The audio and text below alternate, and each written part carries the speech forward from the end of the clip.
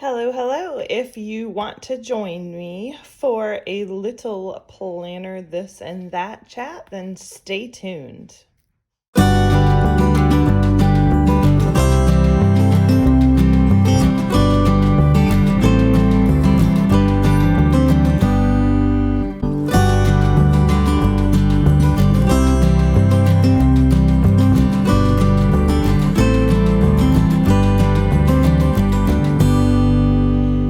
Okay, y'all. So I wanted to come on here briefly and just kind of talk about where my plans for 2020 have gone and where I'm going with my plans for 2021.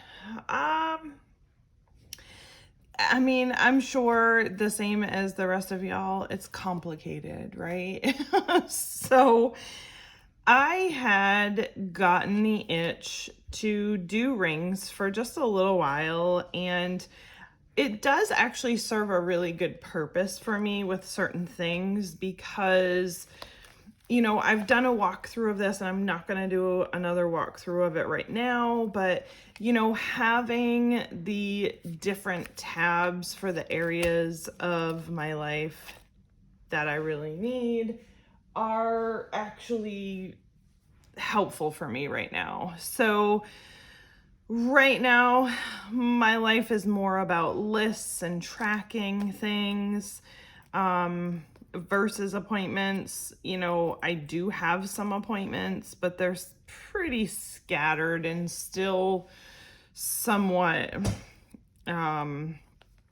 far and few between. So, having this planner and having, the tabs for all the things is really helpful for me.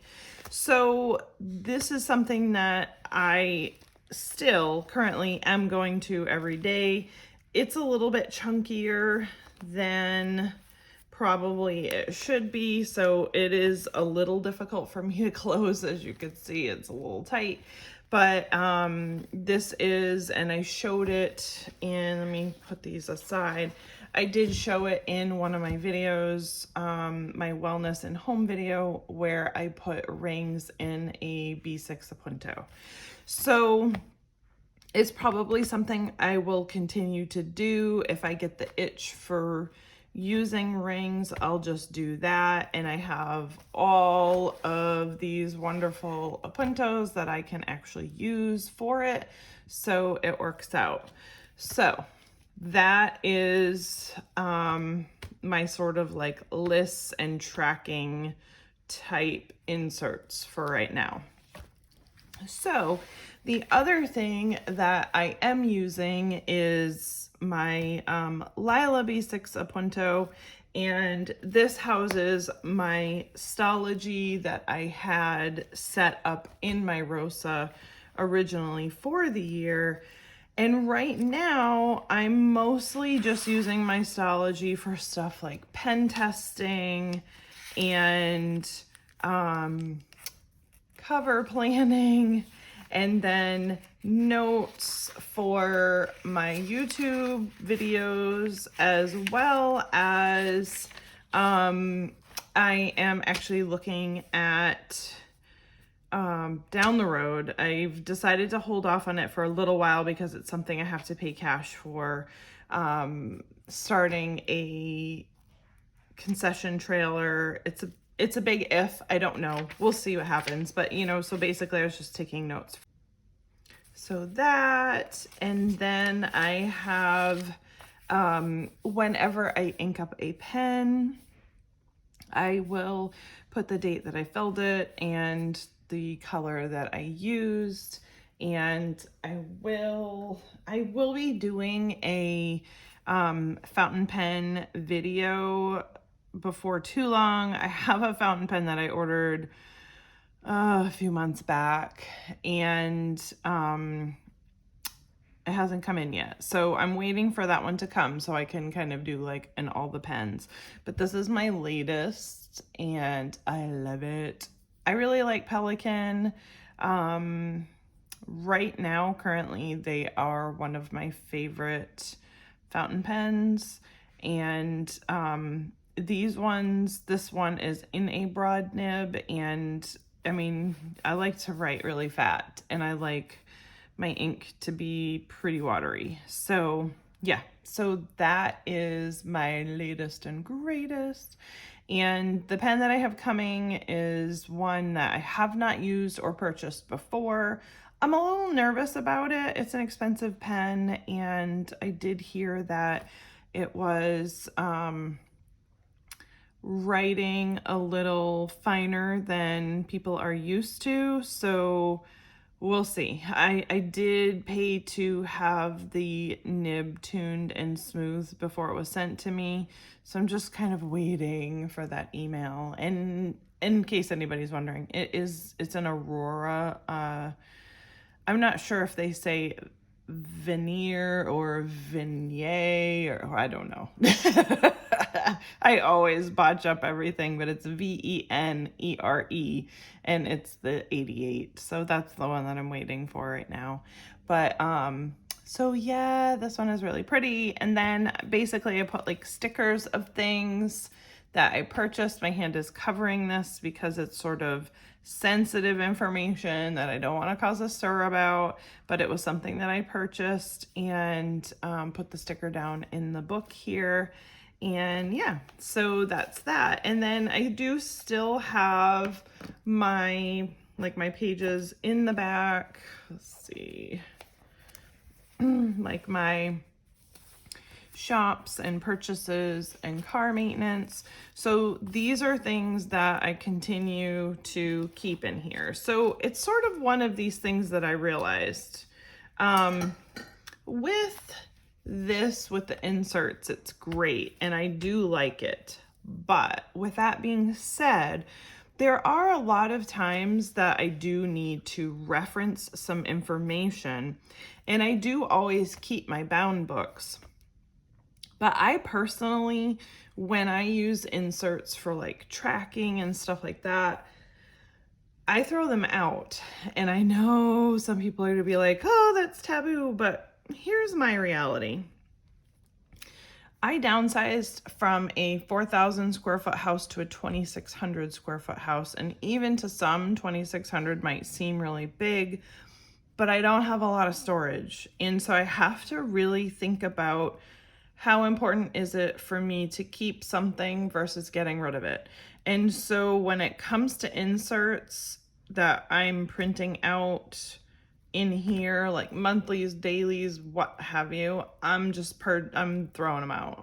You know, they're not hanging out in another planner somewhere. They're just going in the trash. So, but if there's something that I really need to keep track of, like say my car maintenance, like when we did our brakes and stuff like that, I need to have that stuff so I can go back and remember when it was and when the mileage was for my vehicle, so that we're making sure that we know, okay, this is when we did such and such.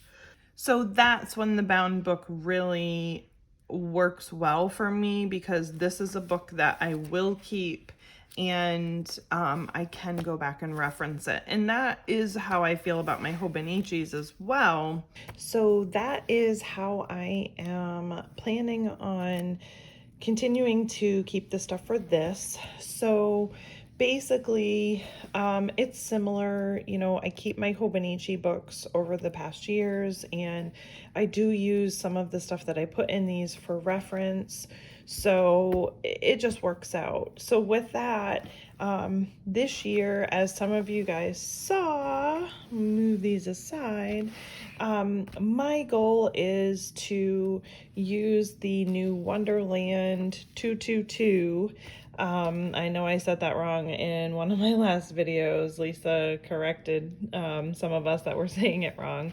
But so my plan is to use this. So in my brainstorming video, I showed you guys that I had both the Wonderland itself and a separate book. But to be honest, one, it was too bulky, and two, you know, I thought as I do bulk this planner up a little bit, it's just going to be too difficult to use both of them. So I am down to just the planner itself.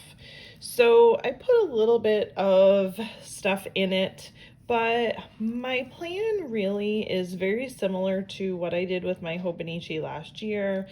I'm just going to keep it pretty simple. So I may on my monthlies, you know, do a little bit of watercolor or something just for decor for the month.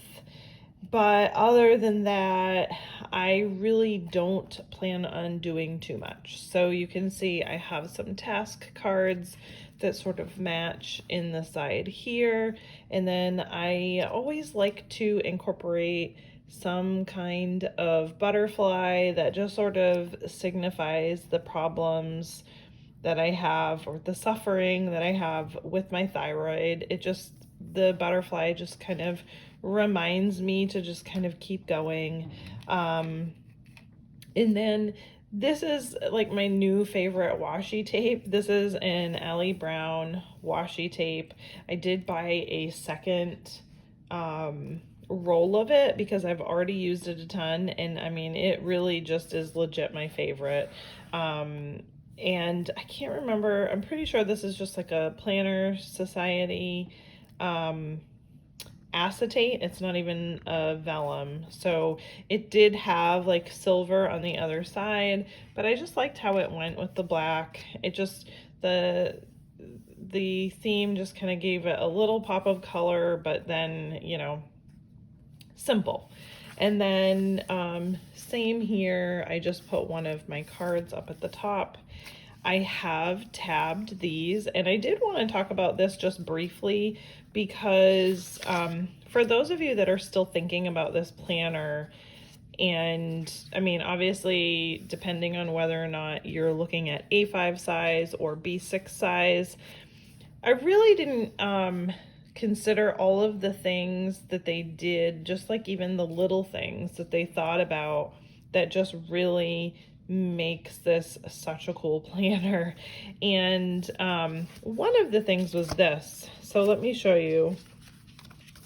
So in the overview section, and as well as in the monthly, you can see that they did this little color allocation for the month. This little box, well, that's November. Let's look at December. So then you can see the next box is a little bit lower, and then January is a little bit lower. So you guys can see that, right? So it makes putting your tabs so perfectly. Look at that. Never have I been able to align tabs so perfectly for each month. And I'll give you an example. Looking at my Hobonichi, I mean, it's pretty sloppy. Look at, you know, like I did the best that I could. Oops. And these are the clear Planner Society ones, but you know, they don't really give you an allocation, so you sort of just have to figure it out in the monthly. Oops, they do it for the, when they do the months here, but they don't do it in the months here. So, yeah, so I was like, oh my goodness, look how perfect those came out. And I love it because it is. I mean, to me, just like little things like that are what really, I don't know. I like having some of those teeny little touches work out. And so then some people were doing comparisons of their last year's and this year's. You know, they were talking about how they didn't have the monthly overview. So all I did was I found a printable on Etsy, and there's lots of people that do mini calendar printables.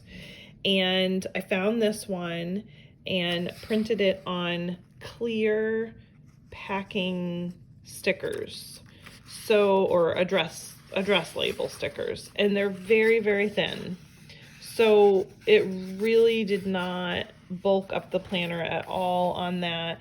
Now you can feel it, so like I can kind of feel them a little bit because I did them for every single day, every single week, I mean. And I messed up as well because the printable that I had went from a certain month to a certain month, and then I accidentally realized that I had messed up and put September for 2020 on September for 2021, and so I had to double back and reprint, and I printed them on white this time so that I could just cover them up, because I tried tearing them off and I was ripping the page terribly. If you can see, let's see, one of these, yeah, you can see right there where I started ripping the page, and I was like, I ruined my new planner already. So anywho, that's how I fixed it. So, but yeah, you know, you have the little clear stickers. They really are nice to have. They have them in the monthly, so they have the prior month and the future month in the monthly. It's just not on the weekly. And for me, I do like that being on the weekly, because like if an appointment comes up or it's like a future appointment or whatnot, I can look at the month really quick and have an idea of, you know, how many days I have left for this or that, or what have you. So that is sort of my little hack that I did with that. Now, another thing that I am keeping in here, and you can get these on Amazon, is this little blotting paper. I did cut it down so that it would fit better in a B6 book. So I just kind of cut the edges off of it a little bit. But the only thing that I am finding with the new Tomoe River paper is drying time is even longer than the old Tomoe River paper was for fountain pens, or even just like really wet gel pens.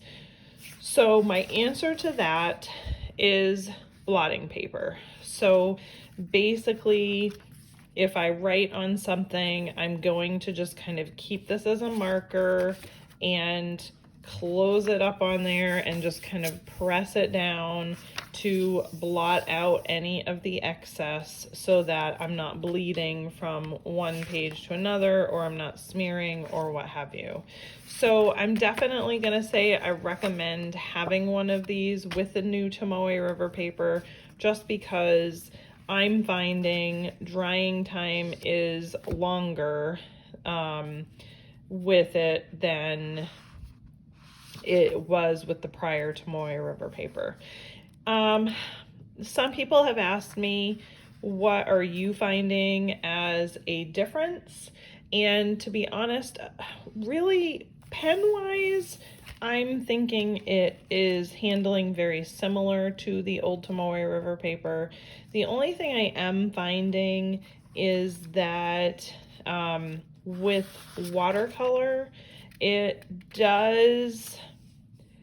bleed through is really not the correct word. It does sort of, I guess it ghosts a little bit more, and I am finding you need to be a little bit more careful, and maybe not, when you're doing watercolor, like not have it quite as wet. So that's really, for me right now, about the only huge change. Would I love it to really still be the old Tomoe River paper? Yes, I would prefer it, but it is what it is, and I still like this paper a lot. I like how it's still quite thin, and so it makes the books thinner. So I want to just push through and keep using it, and I just have to find ways to cope and make it work for me. So I haven't done anything else on these beginning pages yet. So one thing that I have thought that I might do is on the beginning of my monthlies, okay, so they have all of their trackers listed out like this in like one lump, okay, which is fine.